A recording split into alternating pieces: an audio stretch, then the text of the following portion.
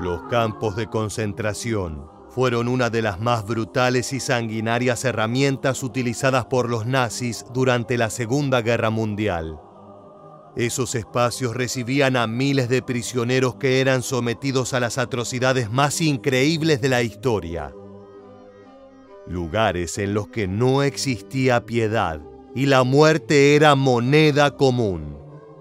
El hambre y el dolor estaban presentes a diario, a tal punto que el sufrimiento se convertía en el compañero más leal de las personas confinadas en los distintos campamentos a lo largo de Alemania y las tierras bajo su control. No obstante, hubo uno que fue especial. Hablamos de Ravensbrück, el único exclusivo para mujeres y que tuvo la particularidad de no estar ocupado principalmente por judías, sino que fue el destino final de las prisioneras políticas del Tercer Reich. En este nuevo video de historia militar, conoceremos cómo era la vida en este despiadado campo nazi. Quédate con nosotros para descubrirlo.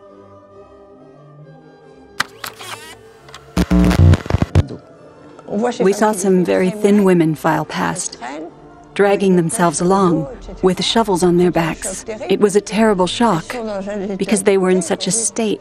It made you wonder, who on earth are these women? Where are we? You never imagined you would become the same. These women must have done some appalling things to be treated in such a way. They looked awful to us. Some of them, who were French, called to us, "You'll soon look like us."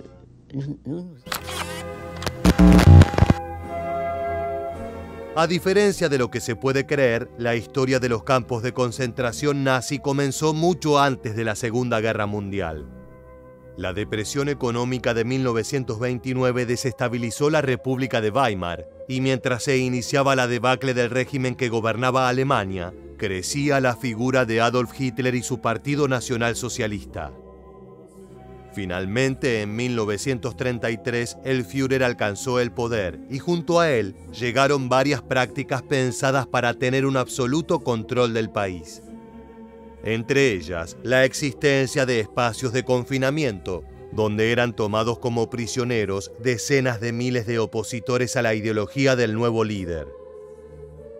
Cualquier pretexto era bueno para detener a los diferentes grupos, ya que si bien en su mayoría se trataba de miembros del Partido Comunista Alemán, también había delincuentes, asociales y judíos.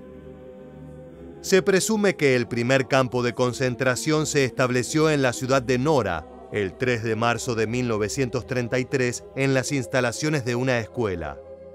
Pero pronto se multiplicaron a lo largo de todo el territorio, siempre bajo el mando de las SS, la organización paramilitar al servicio de Hitler, la cual estaba comandada por una de las personas en las que más confiaba, Heinrich Himmler.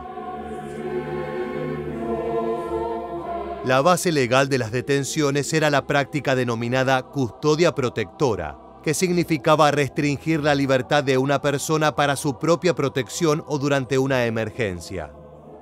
Con esa política, el número de prisioneros aumentaba rápidamente y nuevos campamentos nacían para poder retenerlos. A finales del primer año en el que funcionaron, el 80% de los reclusos eran comunistas, un 10% socialdemócratas y el 10% restante estaba afiliado a otros partidos. Eran activistas sindicales o no tenían ninguna conexión con un espacio político. Ahora bien, en ese momento se podía ver una particularidad en el amplio grupo que era capturado y reprimido para tratar de acercarlo a la ideología nazi. Eran todos hombres.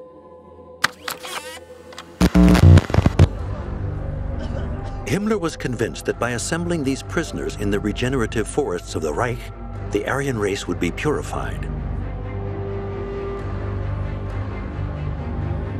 Up until 1937, women had been less targeted by his policy. We're dealing with a society that imagines itself as virile, and so there's a very strong idea that women don't think, and therefore do not represent any political danger, which explains why between 33 and 37, the Nazis didn't do anything much against women.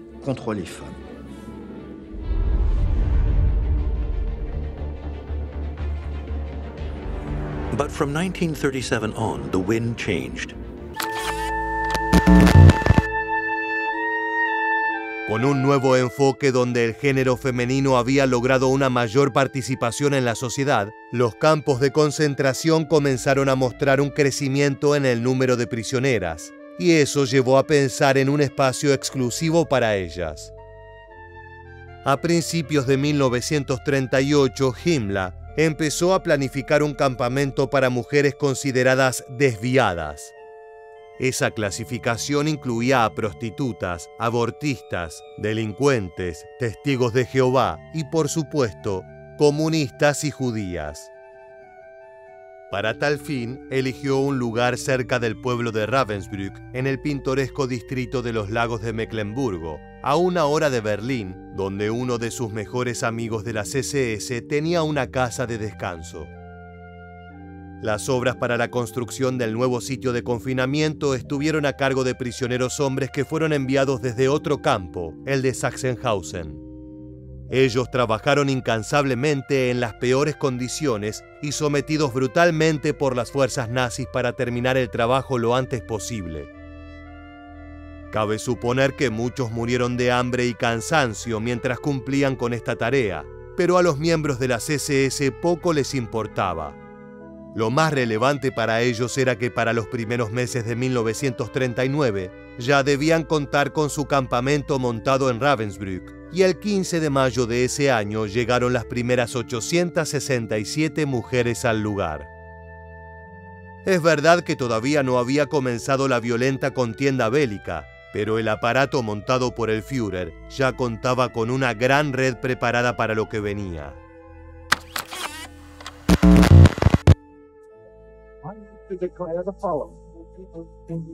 May 1939, Germany. The Second World War had not yet broken out. Nonetheless, the Third Reich was rolling out a huge secret operation across the whole German territory.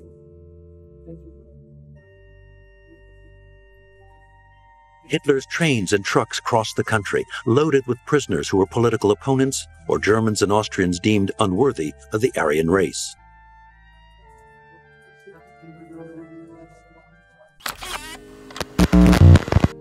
Con la llegada de la batalla, el número de enemigos de los nazis aumentó. Ahora no solo se limitaba a los rivales de su ideología en suelo alemán, sino a los opositores en toda Europa. Además, los judíos eran uno de los principales apuntados por Hitler como amenaza a su defensa de la raza, por lo que rápidamente se convirtieron en mayoría dentro de los grupos de prisioneros en los campos de concentración. Sin embargo, el de Ravensbrück era diferente. Aquel espacio que tuvo como su primer comandante al coronel de la CSS Günther Tamaschke tenía una particularidad muy marcada y determinada por el género de los reclusos. Eran todas mujeres.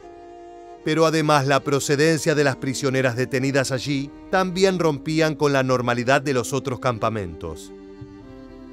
El grupo más grande consistió en 40.000 mujeres polacas y otro importante incluyó a 27.000 judías de varios países. Unas 18.000 rusas, 8.000 francesas y 1.000 neerlandesas. No obstante, pese a esas cifras, más del 80% de las detenidas en este campo eran presas políticas.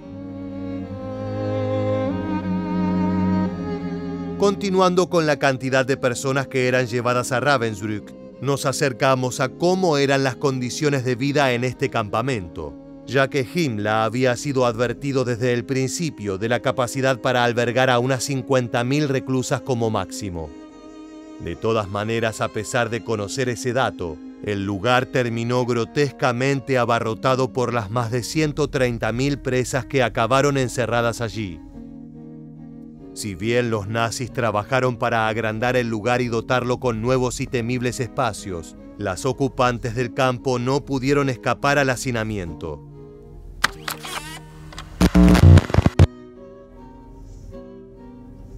The brand new camp at the time comprised 16 dormitory shacks, 2 workshop blocks, the Kommandantur guard quarters, showers, kitchens, and the infirmary called the Revier.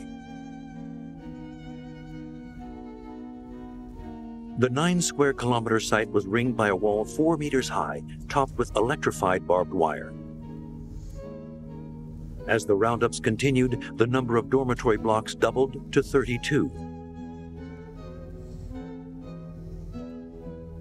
The Nazis also built a bunker containing 80 cells, 1 gas chamber, and a building to house 3 crematorium ovens.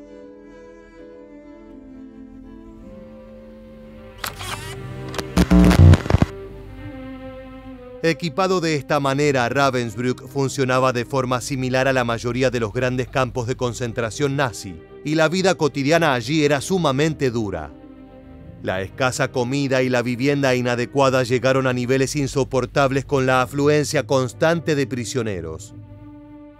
Además, este campamento también era un lugar de trabajo y todas las reclusas que estaban lo suficientemente sanas como para realizar algún tipo de labor eran obligadas a pasar 12 horas al día llevando a cabo tareas físicas terriblemente exigentes. Incluso muchas de ellas realizaban deberes en una fábrica a cargo de la empresa Siemens, a la cual eran llevadas durante la jornada. Por otra parte, se hacían selecciones rutinarias para eliminar a aquellas mujeres que no estaban en condiciones de cumplir con estos empleos agotadores. A pesar de estas estrictas características, las decenas de miles de personas internadas en Ravensbrück lograron establecer con los años redes de apoyo. Participaban de forma secreta en servicios religiosos, fueron parte en múltiples producciones culturales, cometieron actos de sabotaje en las fábricas y trabajaron para salvar las vidas de sus compañeras enfermas. Esto se consiguió en gran medida gracias al avance de la guerra. Es que los primeros meses de existencia del campo, cuando la población carcelaria todavía era bastante pequeña, se tornó relativamente fácil para las SS mantener un control estricto sobre la vida cotidiana de las prisioneras. En ese tiempo era difícil incluso juntarse con otras reclusas durante las escasas horas libres. De vez en cuando algunas mujeres lograban escaparse a pesar del gran riesgo al que se exponían, y recitaban poesía, hablaban de política o cantaban en pequeños grupos en algún lugar, alejado de los bloques de habitaciones. Sin embargo, una vez que comenzó la guerra, a pesar de que la cotidianeidad empeoró en términos de alimentación y condiciones de vivienda, las SS también redujeron el nivel de control. Era más complicado hacer seguimiento del movimiento de todas las reclusas y eso disminuyó el castigo por infracciones relativamente menores, como no cumplir una orden de manera exacta a como los soldados pretendían.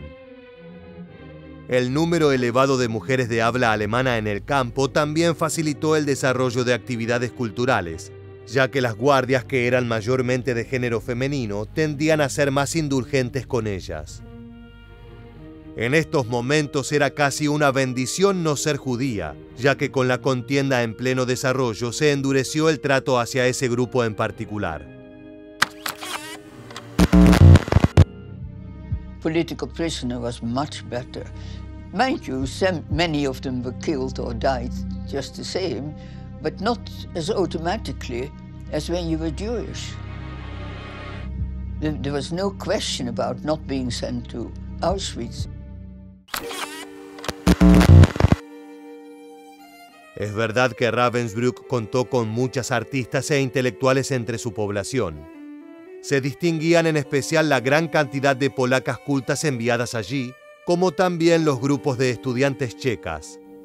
Por lo general, la actividad cultural entre las mujeres comenzaba en la fase inicial de cuarentena, cuando las recién llegadas no podían salir de sus precarios dormitorios por varias semanas. Muchas compusieron poemas que memorizaron en la cabeza y registraron en pedacitos de papel. Otras lograron armar folletos que atesoraban canciones y dibujos de las reclusas. Hasta existió la composición musical. Sin embargo, esos pequeños destellos de humanidad que caracterizaron a este particular campamento nazi solo fueron momentáneos. Al igual que en el resto de los espacios preparados para los prisioneros de las fuerzas alemanas, siempre llegaba el tiempo de las atrocidades. La exclusividad femenina abrió la posibilidad a diferentes cuestiones dentro de Ravensbrück, como montar el principal campo de entrenamiento para guardias mujeres de las SS. De allí surgieron algunas de las más infames y brutales figuras del Tercer Reich, como Dorothea Binz. Esta fue una de las nazis más sanguinarias. Encontró su verdadera vocación dentro de este campamento cuando comenzó a encargarse de las torturas en el búnker de castigo. La sádica alemana disfrutaba atormentando a cualquier reclusa que era atrapada desobedeciendo las normas, aunque fueran los mencionados encuentros con otras presas para hablar de política. No importaba cuál era la falta que cometía, el entrenamiento había enseñado a esta guardia a ser implacable. Ahora sabía cómo ejercer el dolor a sus víctimas y muchas veces las golpeaba hasta matarlas. En una ocasión vio a una prisionera que, extenuada, se cayó al suelo. Se acercó, la abofeteó y luego tomó un hacha para descuartizarla. Tras matarla, notó que su bota se había manchado con sangre, así que se agachó para cortar un pedazo de vestido de la fallecida y limpiarlas. Ese era uno de los tipos de violencia que experimentaban las mujeres en Ravensbrück, pero no era el único. Los guardias hombres también eran letales y en muchas oportunidades sumaban a eso las violaciones, obligando a las reclusas a prostituirse.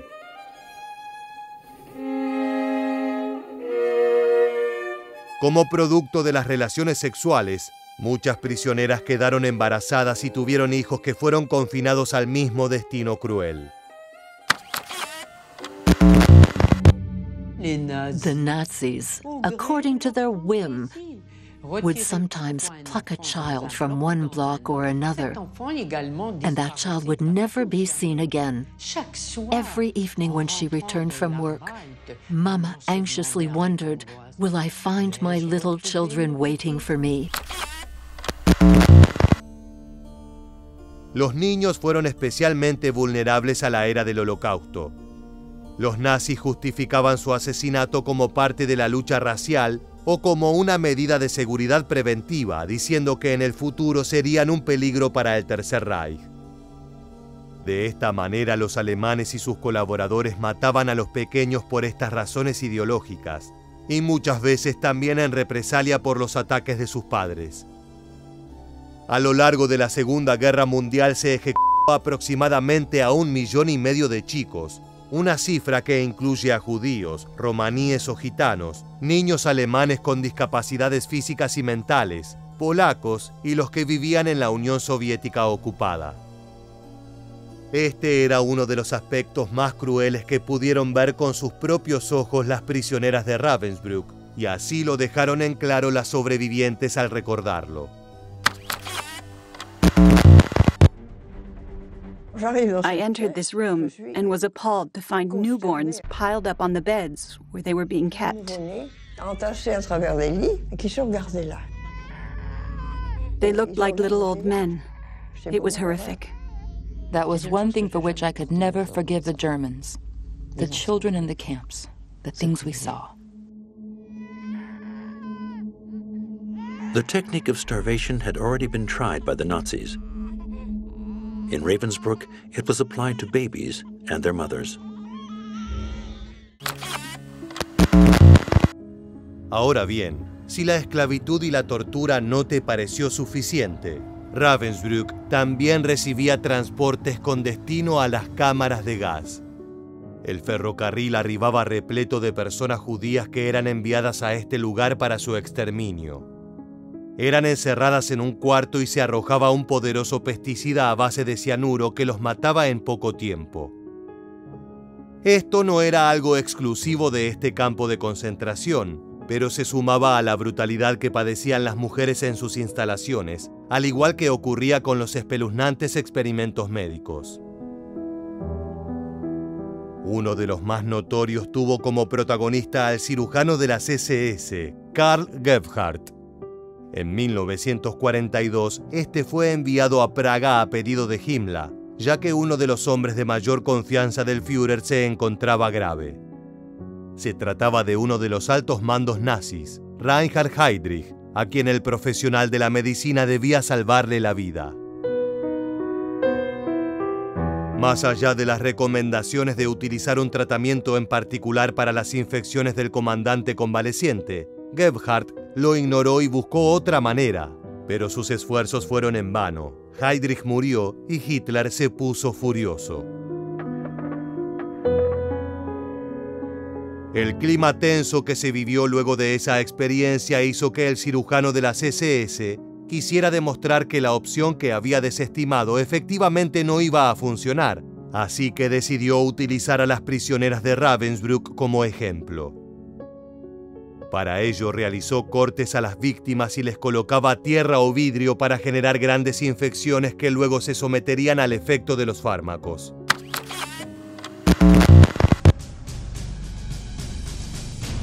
To preserve his reputation, Gebhardt set out to demonstrate the ineffectiveness of sulfonamide, a forerunner of antibiotics, on gangrene. And Ravensbrück would be the arena of his medical experiments. These were carried out in the Rivier, the infirmary block,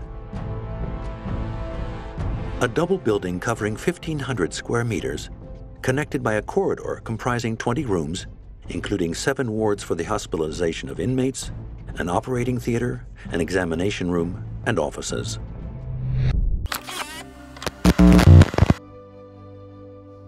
Gebhardt no estaba solo en este espacio.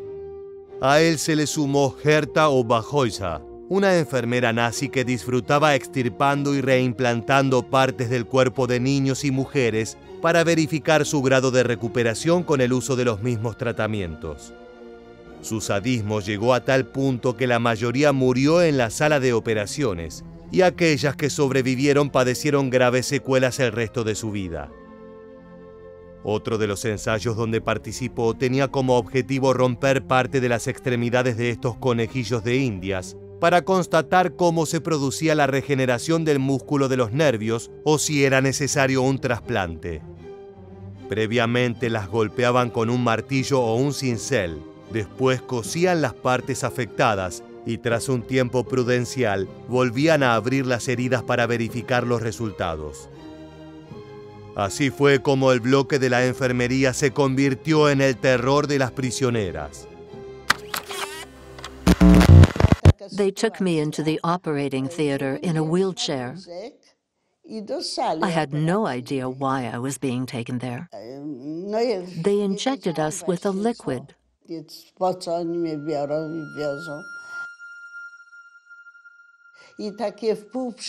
We were laid down, completely drowsy.